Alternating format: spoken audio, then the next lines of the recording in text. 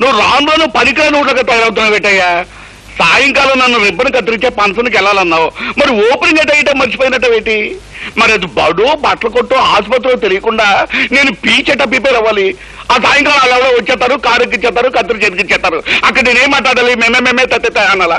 Sir అంటారు మీరు మోగవేదవా? నేను ఎదవా? మాట వరుసగా. అయినా నారాయణ వాడు సెక్రటరీగా ఉండగా మీకు దిగులేటండి. తెలివిగా నేను మీకు స్పీచ్ తయారు చేశాను. ఓపెనింగ్ ఏదైనా కానివ్వండి, ఈ స్పీచ్ పనికి వస్తుంది. వినండి. ప్రజలారా, నా చేతులతో ఈ డాష్ కి ప్రారంభోత్సవం చేయడం నా అదృష్టం. అదేనండి, ఆ డాష్ లో అది బడైతే బడేనేస్తారు, ఆసుపత్రి అయితే ఆసుపత్రి అనేస్తారు. అమ్మ చక్కటి చదువు. ప్రతి మనిషికి ఆడైనా మగైనా సరే ఈ డాష్ తో చాలా అవసరం. ఒక దేశ భవిష్యత్తు ఇలాంటి డాష్ల మీదే ఆధారపడి ఉంటుందని మనవి చేస్తున్నాను. ప్రతి ఇల్లు ఒక డాష్ అవ్వాలి. ప్రతి వాళ్ళు ఆడామగా తేడా లేకుండా ఈ డాష్ నేను నడపాలి. ఒక రకంగా చెప్పాలంటే, నేను రాజకీయాల్లోకి రాకపోయి ఉంటే ఇలాంటి డాషుల్ని నడుపుకుంటూనే జీవితం గడిపేవాడిని మరోసారి మనవి చేసుకుంటున్నాను. బాగుందయ్యా, చాలా బాగుంది. సార్ ఇవాళ ఓపెనింగ్ సెరమనీ ప్రోగ్రాం తాలూకు కార్డు దొరికింది సార్. చూసారా, ఇప్పుడు అది ఏదైతే అది ఈ డాషుల్లో పెట్టి స్పీచ్ ఇచ్చేశారు అనుకోండి, చప్పట్లు చప్పట్లు.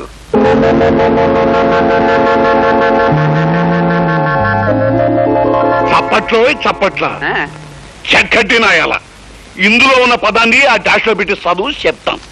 మినిమం 3 సార్లు చప్పట్లు పడాలి సార్. ప్రజలారా, మా చేతులతో ఈ మంగళ షాపుకు ప్రారంభోత్సవం చేయడం నా అదృష్టం. ప్రతి మనిషికి ఆడైనా మగైనా సరే ఈ మంగళ షాప్ చాలా అవసరం. ఒక దేశ భవిష్యత్తు ఇలాంటి మంగళ షాపుల మీదే ఆధారపడి ఉంటుందని మన పూర్తిగా చదువు, లేకపోతే నిన్ను చంపేస్తాం. ప్రతి ఇల్లు ఓ మంగళ షాప్ అవ్వాలి. ప్రతి వాళ్ళు ఆడా మగ తేడా లేకుండా ఈ మంగళ షాపులు నడపాలి. ఒక రకంగా చెప్పాలంటే, నేను రాజకీయాల్లోకి రాకపోయింటే నన్ను క్షమించండి సార్, నేను చదవలేదు. అక్కర్లేదు, వాళ్ళే ఎట్టకు చదవనివ్వరు. నిన్ను తగలట్ట నీ మాటలు నమ్మి ఆ ఊపిరిలో చదివించుంటే చప్పట్లో కాదు చాకలేవు.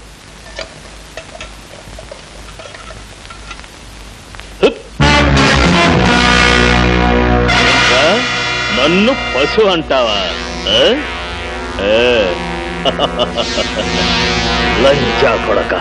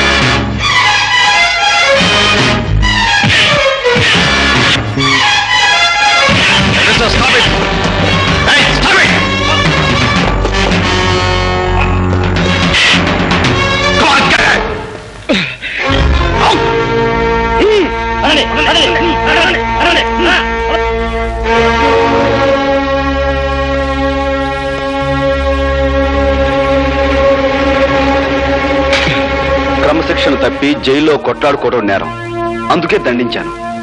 అతను పొగరుగాను పొరపాటుగాను ప్రవర్తిస్తే నోరు మూసుకుని కూర్చోవాలా? రూల్స్ ప్రకారం పై అధికారికి రిపోర్ట్ చేయాలి. నీ కన్న తల్లిని ఎవరో లంచాన్ని తిడితే నువ్వు వెళ్ళి ఎవరికో రిపోర్ట్ చేయవు.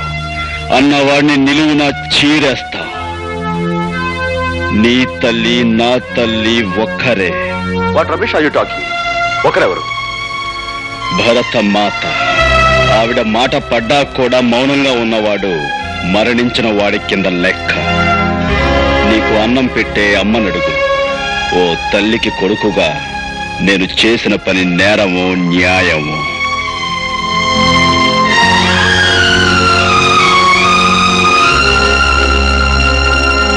అవునే రేఖ, ఆ పోలీస్ ఆఫీసర్ గోపిని 3 సార్లు ఫోన్లు చేస్తానని పందెం కాసావుగా, ఇప్పటికి 2 సార్లు చేశావు. మరి 3వ అదెంత పనే? ఎప్పుడు కావాలంటే అప్పుడు చేయొచ్చు. కావాలంటే ఇప్పుడు చేసి చూపించనా? ఆహా, ఈసారి అతన్ని ఫూల్ చేయడం చాలా కష్టం. అంటే మా అమ్మాయి తెలివితేటలను చాలా తక్కువగా అంచనా వేస్తున్నావా పద్మా? ఏయ్, నువ్వు మీ డాడీ లాగా. మా డాడీ గొంతుని మిమిక్రీ చేయడం నాకు చిన్నప్పటి నుంచి అలవాటు. ఆ అలవాటుతోనే ఆఖరిసారిగా గోపిని ఫూల్ చేస్తాను. చూసుకోవే.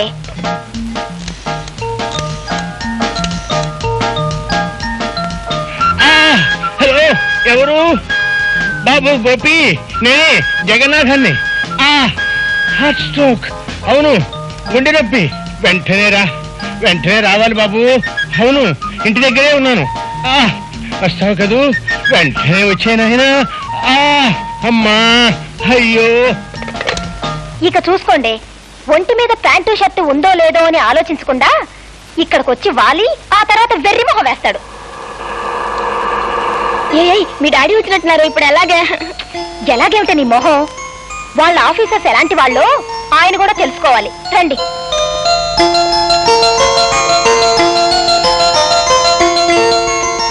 Hi daddy. అరే, ఏమిటమ్మా ఫ్రెండ్స్ అందరినీ వెంటేసుకుని హాస్టల్ పెట్టి వచ్చేసావు? ఏమిటి విశేషం? ఏముంది డాడీ, ఇవాళ హాలిడే, సరదాగా స్పెండ్ చేద్దామని వచ్చాను. హో, సరేమ్మా, నాకు తల పగిలిపోతుంది. స్ట్రాంగ్ కాఫీ ఒకటి పట్టరా. ఎస్ డాడీ, రండి.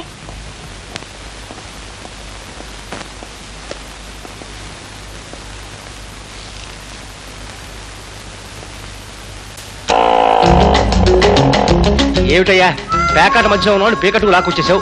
శతస్కోప్ అన్నా లేదు. అసలే హార్ట్ స్ట్రోక్ అంటున్నావు. ఆక్సిజన్ అవసరం అయితే ఆక్సిజన్ తర్వాత ముందు ఫస్ట్ ఎయిడ్ చదువు రా.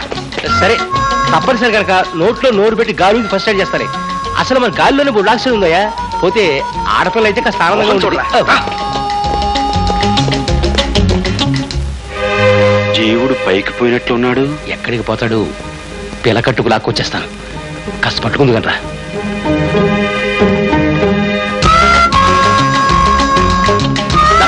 ఆక్సిజన్, హైడ్రోజన్, ఉదయం నట్టు చేసి అన్ని వాయిలు ఊడిచేయండి.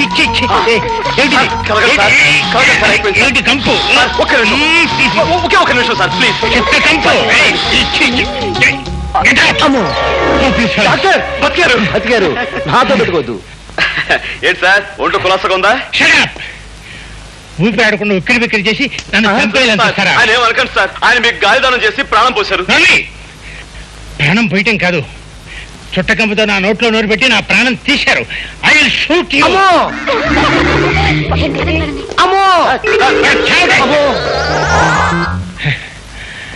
ఏమయ్యా, నాకేమైందనే మీరిద్దరు కలిసి నా మీద దారుణంగా దాడి చేశారు? సార్, మీ గుండెప్పుగా ఉందని మీరే కదా నాకు ఫోన్ చేశారు. వాట్? నేను నీకు ఫోన్ చేశాను? ఊరుకోండి సార్, మీకు నాతో ఎగతాళేమిటి? నాన్సెన్స్. డాడీ చూసారా, మీ డిపార్ట్మెంట్ ని ఎంత తేలిగ్గా ఫూల్ చేయొచ్చో.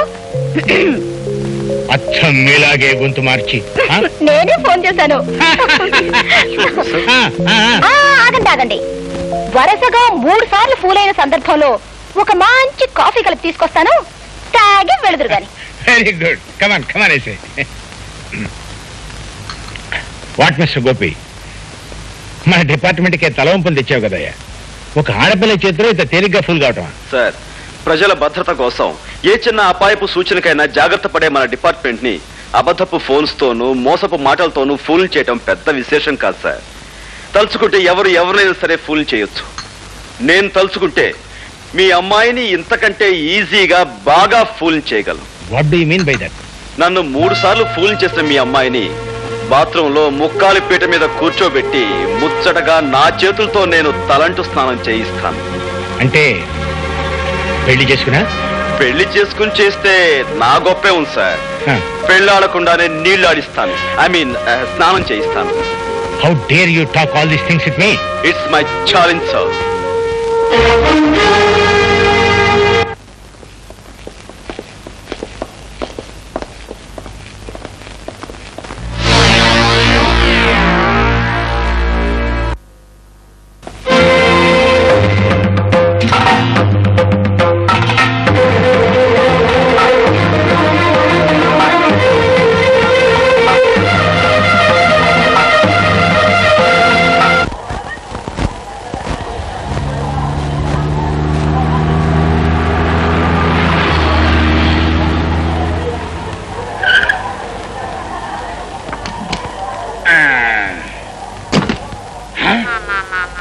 అవ్వా, ఇదెక్కడి దరిద్రమయ్యా? పేరంబోత్సవం అంటే దేనికో అనుకున్నాను. ఈ శ్మశానానికే నువ్వు చేసే పేరంబోత్సవం. దండేసి ఫోటో తీస్తామంటే చాలు, సమాధులకి పునాదురాలు వేయడానికి, చివరికి పాడేలు మోయడానికి కూడా సిద్ధమైన. చాలా ఊరుకోవయ్యా. ఊరు బయట ఉన్న శ్మశానాన్ని మార్పులు మరమ్మతులు చేయించుకుని రిబ్బన్ కట్టించి రమ్మంటే రానంటే బాగుంటుంది. ఇంకా ఆలస్యం ఎందుకు? ఏసే కత్తిరి. దండలు తీసుకోండి అయ్యా. నాగండి ఇగో ఫోటోగ్రాఫరు, నువ్వు దగ్గర రెడీగా ఉండు. మడి సరిగ్గా పడపోయినా పర్లేదు, దండ మాత్రం బ్రహ్మాండంగా పడాలి. దండాలు బాబు. తీ. చాలే పద.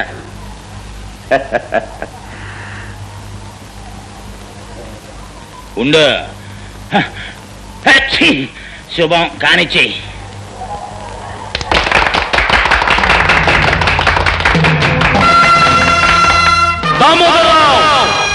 పేదవాళ్ళ బ్రతుకులు బుగ్గిపాలు చేసి, గతిలేని వాళ్ళ బ్రతుకులు గంగపాలు చేసిన నువ్వు శ్మశాన ప్రారంభోత్సవానికి పిలవగానే వస్తావని తెలుసు. అందుకే ఈ ఏర్పాటు చేశాను.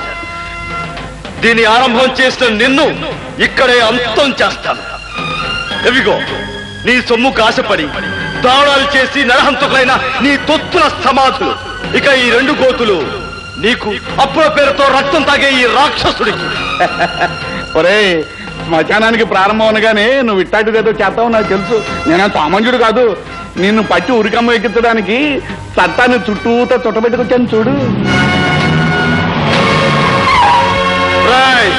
నన్ను ఊరికమ్మో ఎక్కించాలనుకునే నీ కోరిక తీరదు, కానీ నేను అంతం చేయాలనుకునే నా కోరిక మాత్రం తీరుతుంది.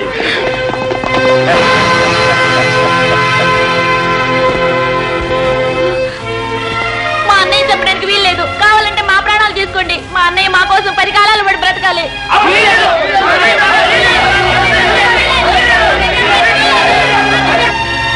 అలా పైపట్టు చూస్తారేటయ్యా, వెళ్ళి పట్టుకోండి. వాడు మాయమైపోతాడు. మాయమైపోతాడు కాడేనా మంతకడేటయ్యా, ఎక్కడో దొంగలాగా పారిపోయి ఉంటాడు. ఇదంతా మీ అసమర్థతే. దామోదరరావు, నేనెక్కడికి పోలేదురా. నా ప్రజల గుండెల్లో నిరంతరం ఉండి తీరుతాను. నిన్ను అనుక్షణం వెంటాడి తీరుతాను. మోసంతోనూ మాయతోనూ పొరపాటు నువ్వు గెలిస్తే, నువ్వు గద్దెనెక్కేలోగా నిన్ను అంతం చేసి తీరుతాను. ఇది నా ప్రజల మీద నేను ప్రమాణం చేసి చెప్తున్నాను రా. ఆ యాల జనానికి మాయ మాటలు చెప్పి చుట్టూ అడ్డుగోడగా పెట్టుకుని పారిపోయావు. మరి ఇవాళ మేము కట్టించిన ఈ రాతిగోడల మధ్య నుంచి ఎట్టా పారిపోతావురా? ఒరే గండ్రగొడ్డలే, పెదళ్ళు తొక్కి పదవెక్కి కూర్చున్నోడిని, చట్టాన్ని సొమ్ముతో నా కాళ్ళ దగ్గర కాపలా కుక్కలుగా కట్టేసుకున్నోడిని. ఆనాడు నా మీద కచ్చ కట్టి కత్తి దూశావు. ఏటైంద్ర నీ చరిత్ర? ఒరే, నీకిక ఉరితాడేరా గతి. మమ్మల్ని కాదని ఏటి సాధించుకున్నావురా నీ బతుకులో? ఏటి సాధించుకున్నావురా నీ బతుకులో? అడుగునమ్మా.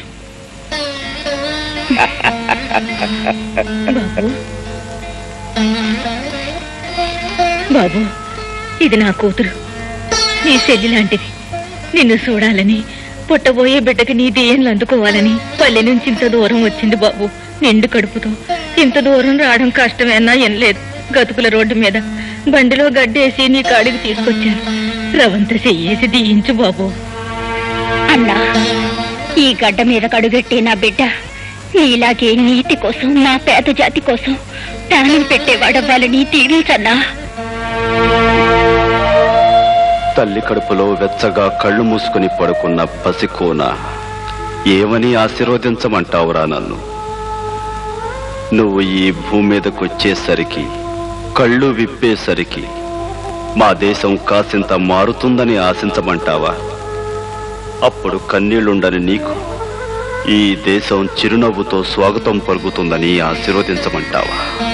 అస్థి మూల పంజరాలు, ఆర్తరావ మందిరాలు, కదిలే జన శవాలు, ఇది నా దేశం, అందుకే ఆవేశం.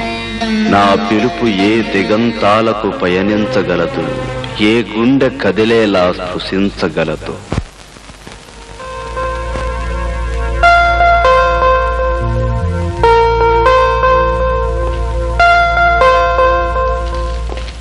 ఎక్స్క్యూజ్ మీ మేడం, ఈ క్వశ్చన్ పేపర్స్ ని ఒకసారి చెక్ చేయాలి. ఇటు ఇస్తారా? ఇవి చెక్ చేయడం ఏంటి బాబు? ఏమి లేదు, ఈ రోజుల్లో కాలేజ్ స్టూడెంట్స్ కి క్వశ్చన్ పేపర్స్ తో పాటు ఆన్సర్ పేపర్స్ కూడా సప్లై చేస్తున్నారట. Yes what mister Rajasekhar? Yes madam, కొన్ని చోట్ల గైడ్స్ కూడా సప్లై అయిపోతున్నాయి. ఆ కేసును నా చేతులతో నేనే పట్టుకున్నాను madam. All right madam, everything is okay. అది సరే, మిమ్మల్ని ఎప్పుడో ఎక్కడో చూసినట్లు. అదే ఆఫ్ కోర్స్ మాది పోలీస్ డిపార్ట్మెంట్ కదండి. ఏ పొలిటికల్ మీటింగ్స్ లోనో ఏ ప్రైమ్ మినిస్టర్ పక్కన చూసినొచ్చు. Of course, maybe. చూడండి, మీ ఎగ్జామినేషన్ టైం అవుతుంది. Thank you, right, exam time అవుతుంది.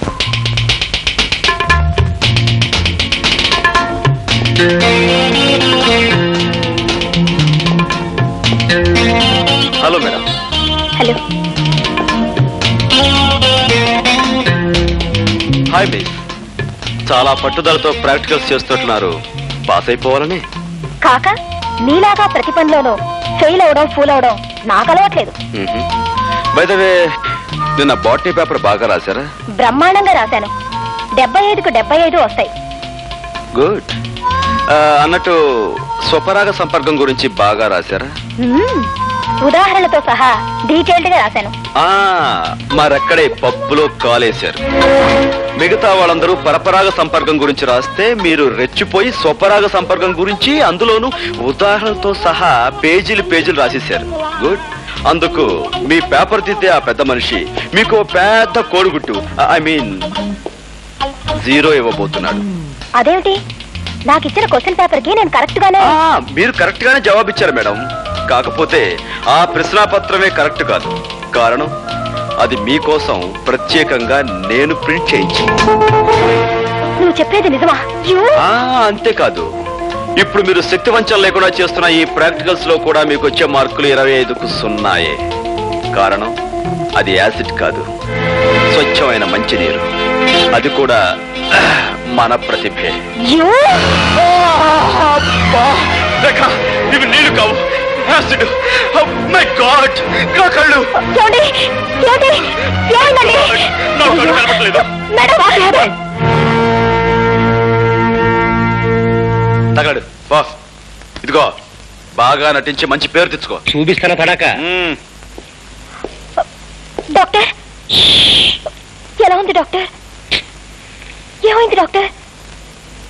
అంటే పోయిందమ్మా. ఏం పోయింది? చూపు పోయింది. My God. అది కాన్సన్ట్రేటెడ్ యాసిడ్ కాకపోవడం వల్ల మొహం మాత్రం కాలిపోకుండా మిగిలింది. అది అదృష్టం అని చెప్పాలి. అంటే అతనికి ఇంకా చూపొచ్చే మార్గమే లేదా? ఓ 15 రోజుల్లో ఢిల్లీ నుంచి డాక్టర్ ధైర్యం అని ఐ స్పెషలిస్ట్ ఒకతను వస్తున్నాడు. ధైర్యం వస్తే భయం లేదు.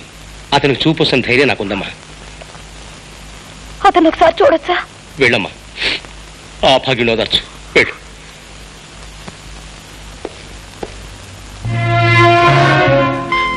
ఎవరు? ఓ, డాక్టర్ గారా?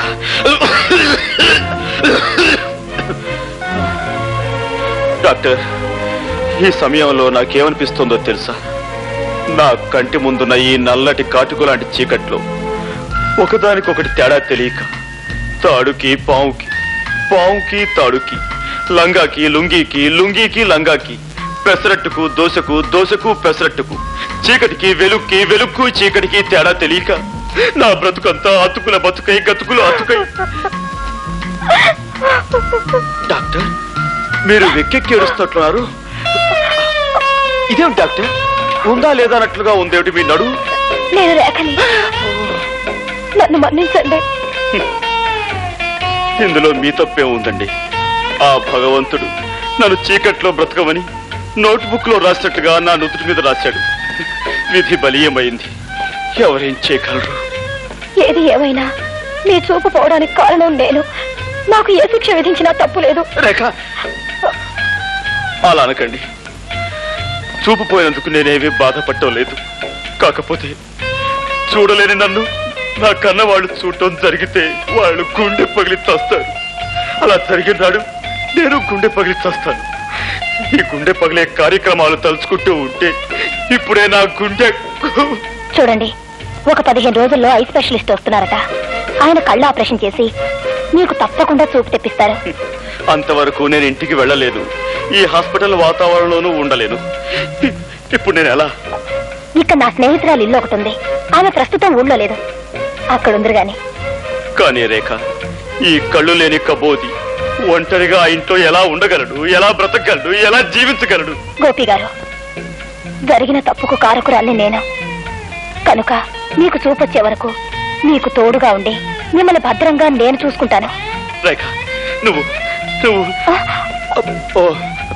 ఐఎమ్ సారీ రేఖ. నీ చేతులు అనుకుని అక్కడ చేయి వేశాను. తీరా వేసాక తెలిసింది నేను ఎక్కడ వేశాను. తప్పుగా అనుకోవు కదా? అనుకోండి. రేఖ, నువ్వు నిజంగా దేవతవి. రండి వెళదాం.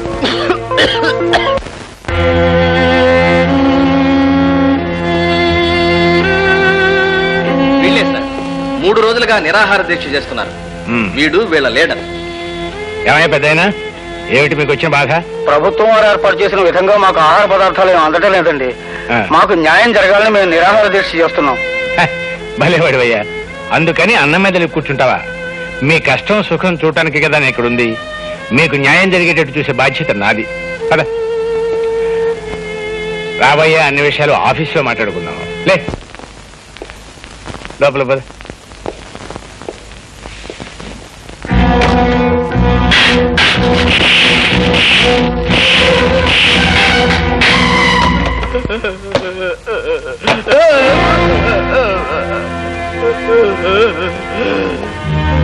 మీరు మనుషులా పశువులా? ఏమిటది? రక్తం వచ్చేలా కొడతారా? అనవసరంగా అభండాలు వేయకు. అతను లోపల తీసుకువెళ్ళాం. శాంతంగా జరిగింది ఏమిటి అని ప్రశ్నిస్తున్నాను. భయపడిపోయాడు, నోటి వెంట రక్తం వచ్చింది. ఈ విషయం ఇప్పుడే ప్రభుత్వానికి రిపోర్ట్ చేస్తాను. నీకు సాక్ష్యాలు ఆధారాలు ఏమైనా ఉన్నాయా? ఏమయ్యా, ఇతను మనం ఏమైనా చేశామా? ఆఫీసర్, ప్రతి సత్యానికి సాక్ష్యం ఉండదు.